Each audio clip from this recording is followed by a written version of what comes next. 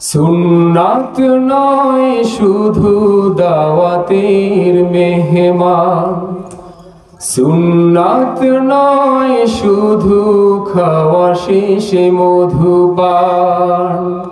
এগুলোই কিছু সুন্নাত, শুধু আরো কিছু সুন্নাত আছে না, শুনবেন?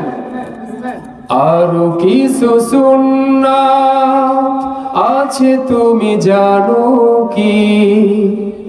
জানলেও জীবনে কখনো তা মানো কি? আরো কিছু সুন্নাত আছে তুমি জানো কি? জানলেও জীবনে কখনো তা মানো কি? গোটা মুসলিম বিশ্বের ইমানের চেতনার জায়গা হচ্ছে সুদূর সেই জেরুজালেম, ঠিক কিনা? এই জেরুজালেম কি শুধু ফিলিস্তিনিদের? গোটা মানব জাতির ইমান এবং চেতনার সাথে মিশে আছে এই মসজিদুল আকসা, ঠিক কিনা? সুতরাং এই মসজিদুল আকসাকে পুনরুদ্ধার করার জন্য, এই মসজিদুল আকসার স্বাধীনতা রক্ষার জন্য কেবলমাত্র ফিলিস্তিনিরা জীবন দিবে?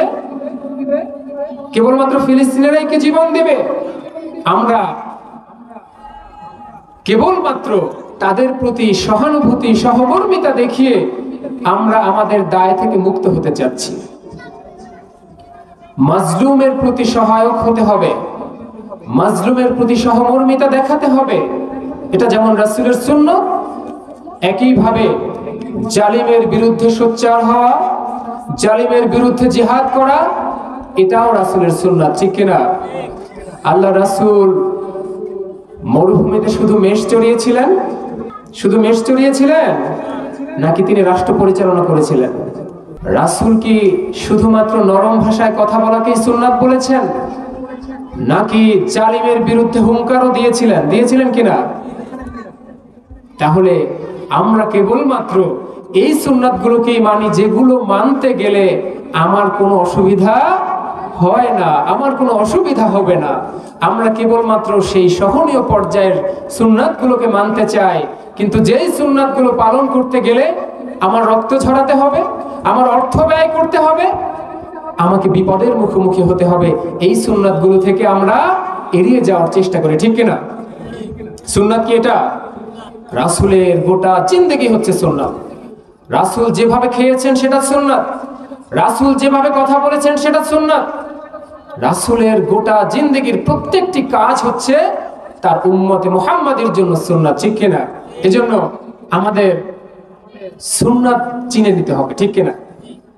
আমরা মনে করি কোন দাওয়াতে মেহমান হতে পারলে আমি একটা সুন্নাত আদায় করতে পেরেছি, কিন্তু আল্লাহ রাসূল যে দাওয়াত দিতে গিয়ে নিজের রক্ত ঝরিয়েছেন, তায়েফের ময়দানে এত রক্ত ঝরিয়েছেন, রাসূলের জুতা মোবারক রক্তে ভরে গিয়েছিল, রাসূলের দান দান মোবারক শহীদ হয়েছিল, অসংখ্য সাহাবায়ে আজমাইন জীবন দিয়েছিলেন কিসের জন্য?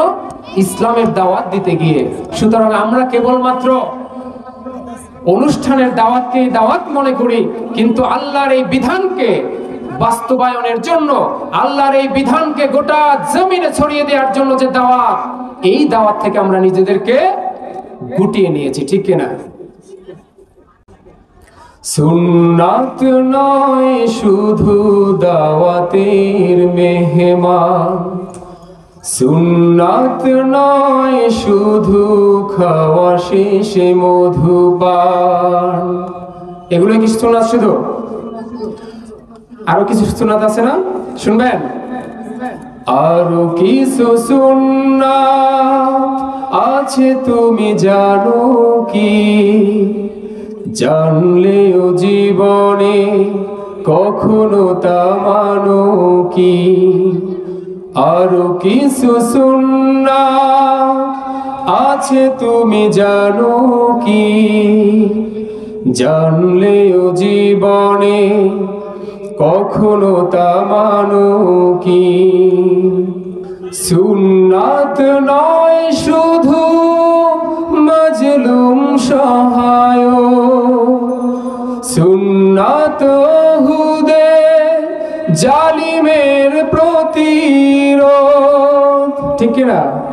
আমরা শুধু ফিলিস্তিনিবাসীদের জন্য শুধু দোয়া করলে হবে? তাদের জন্য তেরান সামগ্রী পাঠালেই কি চলবে? নাকি তাদের পাশে দাঁড়িয়ে কাঁধে কাঁধ মিলিয়ে জালিমের বিরুদ্ধে জিহাদ করতে হবে, ঠিক কিনা?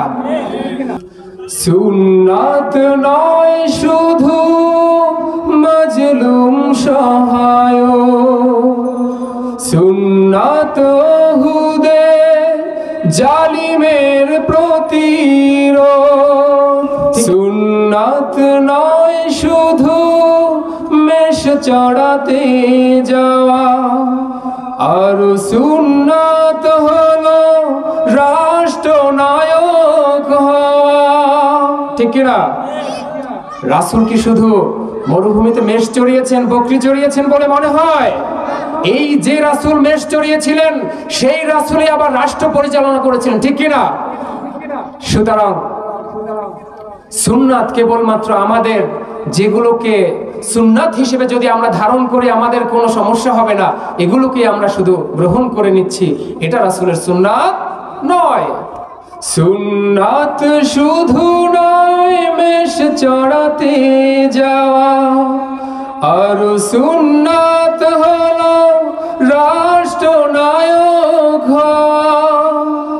মোহাব্বতে তার খালিদ ওমর আলী, আবু বকরের মতো পাশে থাকো কি?